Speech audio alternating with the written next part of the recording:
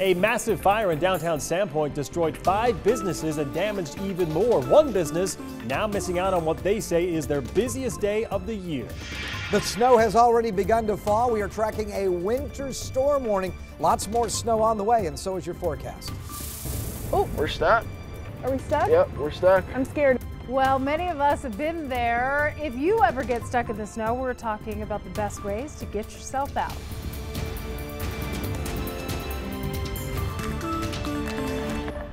Well, snow is falling again in parts of our region. We've already seen more than a foot of snow since Friday, and more is on the way. Thanks for joining us, everyone. I'm Jane McCarthy. And I'm Mark Hanrahan. By this time tomorrow, Spokane could see another 8 inches of snow. Other parts of our region could see even more. Tom Sherry in the Weather Center now tracking the next round. Hi, Tom. Well, I'll tell you what, it has been something else. And, you know, it's bad here, but it's really bad on the west side of the state. SeaTac is shut down right now. And look at Snoqualmie Pass. I cannot believe that the west and eastbound lanes are still open, but they are. But for how long, I don't know. Chains are required on vehicles that are not four-wheel drive or all-wheel drive, but you can't even see any pavement on Snoqualmie Pass right now. It is just brutal, and we're seeing snow all across the state. So here's a live look outside now, and as you can see, we've got that light snow that is falling in the Spokane area. It will really begin to thicken up later tonight. We've got a winter storm warning in effect through Tuesday. 5 to 10 inches of additional snowfall possible everywhere you see shaded in pink. Also wind gusts up to about 30 miles per hour. Winter weather advisory out in the central portion of the state. Could see another 3 to 4 inches there, and up to a foot of snow possible in the Okanagan Highlands as well as into the Cascades and on the east slopes of the Cascades. That also has a winter storm warning in effect. These are some of the additional snowfall totals. So if we've got 13 inches of snow on the ground right now, and through tomorrow we're forecasting another 6 to 8 inches, you can see we get up to a 20-inch rain possibly, and we're going to see more snowfall on Wednesday. Could see 8 to 12 inches of more snowfall in Coeur d'Alene, 8 to 12 inches more over in Wenatchee. Not as much in the Grand Coulee and Omak area, but hey, they've already received a lot, so another 3 to 4 inches expected there. The Doppler radar shows the light snow now just moving into the Spokane area, but it will become moderate to heavy snow later tonight and overnight. That light shade of gray indicates just light snowfall, but again, we've got heavier snow on the way after 7 o'clock tonight. At least our overnight lows are moderating. We dropped down into the low single digits this morning and over the weekend, but we'll look for a low tonight of only 22, and we might even eke a degree above freezing on your Tuesday with a high expected near 33. Chance of more snow on Saturday, oh my, and then finally drying out a bit on Sunday. I'll have a look at your 7-day forecast, and more importantly, I'll run that future tracker, the computer model that will show you where the snow falls, when it starts, and when it stops. All that coming up in a few minutes. Thank you, Tom. Right now, the city of Spokane says it has plows out on both arterials and residential streets. A city spokesperson tells us with a break in the snow, they made some progress in neighborhoods. However, with up to 8 more inches expected tonight, they will likely pull those plows off the residential streets and then get back to the arterials. We should note with the full city plow, there is no downtown parking tonight between midnight and 6 a.m. so they can clear downtown. On residential streets, you need to park on the odd side of the street. Now I want to send things out to meteorologist Thomas Patrick. He's in the mobile storm tracker. Thomas, how are the roads looking out there? Hey there, we've seen a huge difference in road conditions between some of the main streets, I-90 and the highways, to the side streets that are around town. So we are just north of the Gonzaga area, and we've been weaving through a lot of these side streets, and we haven't seen an inch of pavement. In fact, a lot of the snow is still deep in these areas, between about 2 or 4 inches still on the road, after about a foot of snow has fallen over the last 3 or 4 days here. Now, here's the thing. As we come up on, I believe this is, we're on Sharp Avenue now, as we take a right on Sharp.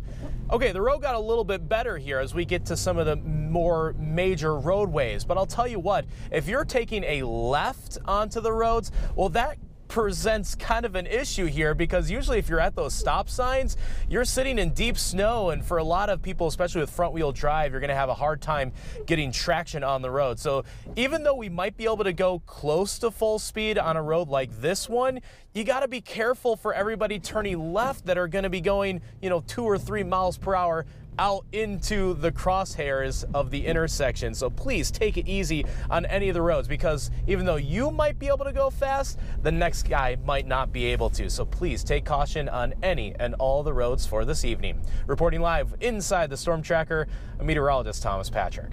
And if you don't have to drive, just stay home. We already have several school delays and closures in our area. Moses Lake School District, Moses Lake Christian Academy, and now Ephrata School District. They are all closed tomorrow. Grand Coulee and Welpinit are both opening 2 hours late tomorrow. Washington Governor Jay Inslee expanded his state of emergency now. At a news conference today, he urged people to use caution with more winter weather heading our way. Let's give those plows more room. But when you see those flashing lights, we've already had 2 state troopers that have been struck. So let's give them an added measure of space in the next few days. Well, those troopers were hit in Spokane Valley. It happened last night. Both of them, however, are expected to be okay. The driver was charged with DUI and vehicular assault.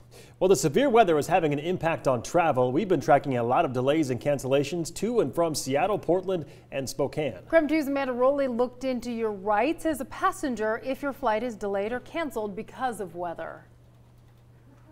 Well, I'm speaking from personal experience. Just last weekend, my parents came to visit from Seattle, but when it was time to return home, their flight on Sunday was canceled. We checked again, though, 2 hours before their flight, and it was back on time. Now, they weren't the only ones dealing with this typical travel hassle.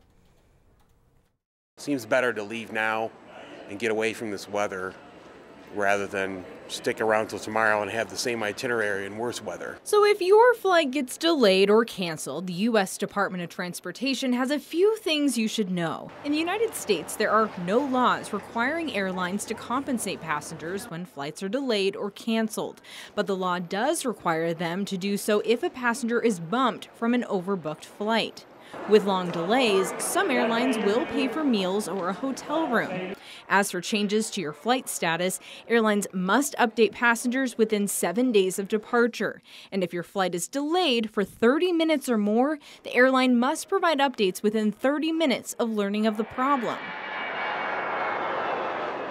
Flights that are flat out canceled, though, most airlines will rebook you for free on their next flight as long as seats are available. But if it's canceled and you choose to cancel your trip as a result, DOT says you are entitled to a refund for unused transportation, even for non-refundable tickets.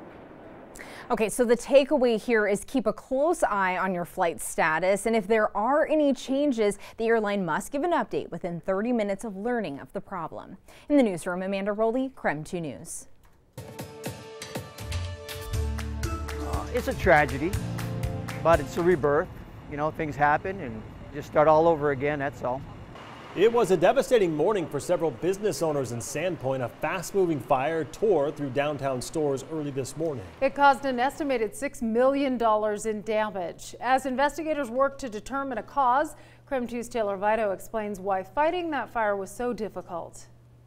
As of this afternoon, you can see fire crews still on scene here, still doing work. That certainly speaks to the intensity, the complexity of this fire, but also just how hard it is for these business owners. And it's not just one business, it's multiple businesses. A harsh wake-up call for several hard-working folks in downtown Sandpoint. One woman who owns a skincare store across the street was sleeping in a living area in her shop when the fire broke out early this morning. And we could see the fire just bursting up, and we were worried. It was shooting high. We were worried maybe it would cross over. The flames stayed to this set of buildings, but did a massive amount of damage, close to $7 million by some estimates. Damage in the fire included 2 restaurants, a salon, and a chocolate store. And so from there, I was like, whoa. Dennis Powell owns the Sandpoint Chocolate Bear. He says they'll rebuild, but that doesn't mean it'll be easy. His shop was considered a Main Street classic, locals tell me. It's a tragedy, but it's a rebirth. You know, things happen and just start all over again, that's all. It was a marathon day for fire crews. Even this afternoon, small pockets of flames and heat continued to smolder here. The floor of the building had collapsed. And this morning, freezing temperatures didn't make it any easier. Fire crews on scene tell me they had to battle freezing fire hoses and nozzles. Just like pipes at home, crews left their lines open to prevent them from freezing. That made for lots of ice here. Now, at last check, investigators were still looking into how this all started. The good news, nobody was hurt. But the spirits and checkbooks of many business owners took a big hit today. In Sandpoint, Taylor Vido, KREM 2 News.